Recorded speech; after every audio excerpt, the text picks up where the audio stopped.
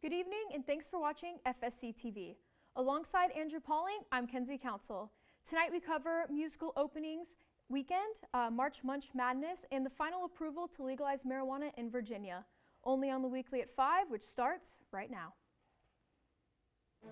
From Studio A on the campus of Florida Southern College, this is FSC TV. Orientation leader applications are live on Engage.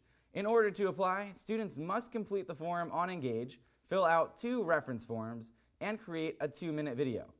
One of those 2 references must be from an FSC staff or faculty member.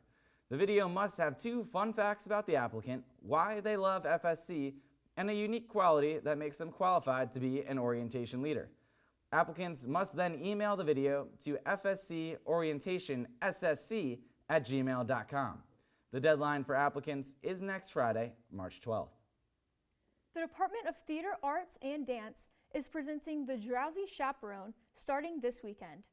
Winner of 5 Tony Awards, including Best Book and Best Original Score, The Drowsy Chaperone is a jazz-age musical that follows a die-hard theater fan as his favorite cast characters come to life. The show will be live-streamed March 6th and 7th, then again on the 13th and 14th. There's no cost to attend, but viewers must reserve access to view the show on their showing of the choice. The Polk Museum of Art is celebrating Women's History Month this March with a Zoom discussion panel, which starts tonight at 6 p.m. The discussion will explore 10 influential and interesting female artists with a thoughtful and interactive dialogue about their individual work and overall impact on the history of art. The talk will further explore the under-recognized influence female artists have had throughout art history. Dr. Alex Rich, the museum's executive director and chief curator, will lead the panel that will include 2 fellow Florida Southern professors via Zoom and Facebook Live. The Zoom link and more details for this event can be accessed through the Polk Museum of Art's website. Now it's time for your Southern Spotlight segment. Each week, FSCTV partners with SGA to bring you campus news and to highlight ways students can participate in different aspects of student life here at Florida Southern. This week, SGA teases an upcoming essential announcement.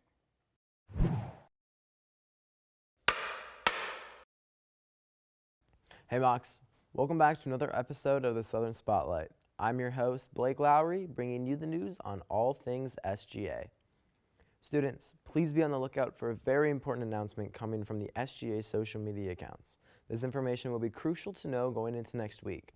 Make sure you are following us on the Instagram and our Twitter at SGA_FSC to stay up to date on all the latest news. Senior speaker applications close this Friday, March 5th. Seniors, if you would like to speak during commencement this May, please sign up. The form will close at 11:45 p.m., so get those in as soon as possible. The link to sign up can be found on Engage under SGA or on our Instagram bio. Thank you so much in advance, seniors. That's all we have for you this week, Mocs. Remember to be like Moxie and mask up. May the Mocs be with you.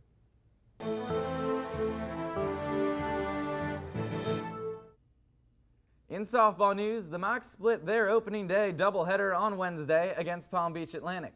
The team's 7-4 victory in Game 2 was the first collegiate head coaching win for new head coach Mo Triner. The women will look to build off their Game 2 win when they head to PBA on Sunday for another doubleheader against the Sailfish. The men's basketball team fell to 3-3 on the season following their 94-84 loss last night against Tampa. E.J. D'Amberville led the Mocs with 28 points, while Jalen Hinton added 20 of his own in the loss. The team is back on the court this Saturday at 6 as they head to PBA to take on the Sailfish. And we have another team competing against PBA this week as varsity baseball opens their season tonight on the road against the Sailfish, with the first pitch coming at 6 o'clock. Those teams will then compete in Lakeland on Saturday in a doubleheader, starting at 1 as they wrap up their 3-game series. Due to overnight travel restrictions, 3-game baseball series will be split up between home and road games instead of the entire series taking place at one venue in consecutive days.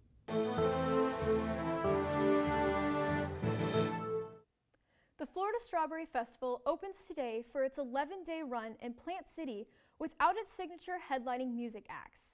But in an effort to minimize large crowd gatherings, event organizers canceled the headlines in favor of expanding 3 entertainment acts, including local musicians, performers, and livestock shows. The Midway will also be stocked with the usual array of berry-themed fair foods, from Parksdale Farms' famous shortcakes to strawberry biscuit tacos.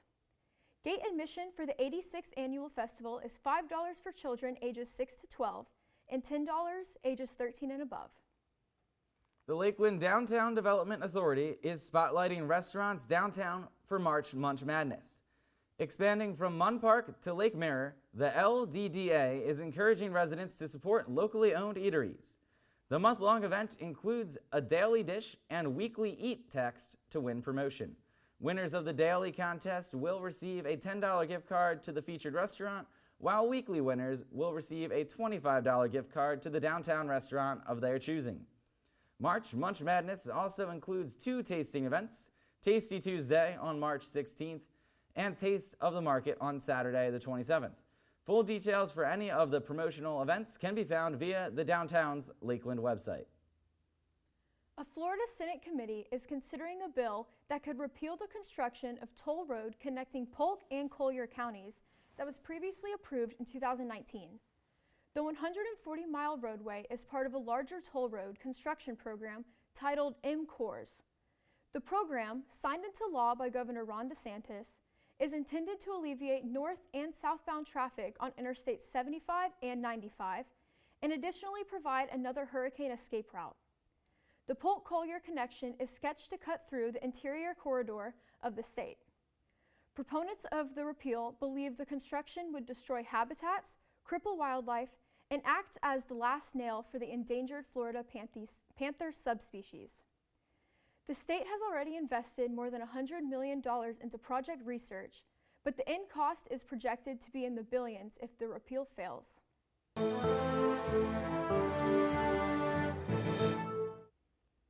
House Democrats passed a bill yesterday that would change federal voting rights despite major Republican opposition. H.R. 1, also known as the For the People Act, is nearly 800 pages and covers a wide range of topics such as automatic voter registration, transparency requirements for political advertisements, and implementing nonpartisan redistricting commissions to avoid partisan gerrymandering. Opponents claim the bill removes state rights to manage state affairs and opens the door to voting fraud.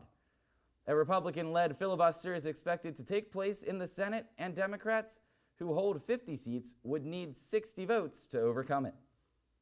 The initial batch of the Johnson & Johnson COVID-19 vaccine, with nearly 4 million doses, shipped out Monday from facilities in Kentucky and Tennessee, with 20 million expected by the end of the month. The one-dose vaccine showed 85% fewer severe cases of the virus in the vaccinated trial group, including for the variant strain first seen in South Africa. Johnson & Johnson's vaccine also does not need the same low-temperature storage other vaccines do and can be safely stored in a regular refrigerator for 3 months, compared to Moderna's 1-month expiration. This vaccine does not use an mRNA code like the Moderna or Pfizer vaccines do. Instead, they use a modified version of a lesser respiratory virus to activate the body's immune system and produce antibodies. Virginia lawmakers gave their final approval during Saturday's legislative session to a bill that will make Virginia the first southern state to legalize marijuana for recreational use. In a party-line vote, lawmakers in the House and Senate voted 48 to 43 and 20 to 19, respectively, to pass the bill to the state's governor. The legislation would legalize the use of cannabis and possession up to 1 ounce by people over the age of 21 starting in 2024, when retail markets would be established. The legislation would also establish a state agency to oversee regulation of cannabis market in the state. This follows lawmakers' decriminalization of marijuana last year, which made single possession a civil penalty. Virginia would join 15 other states and the District of Columbia to legalize marijuana for recreational use. That's your news for this week. Alongside Kenzie Council, I'm Andrew Pauling, and we'll see you next week at 5.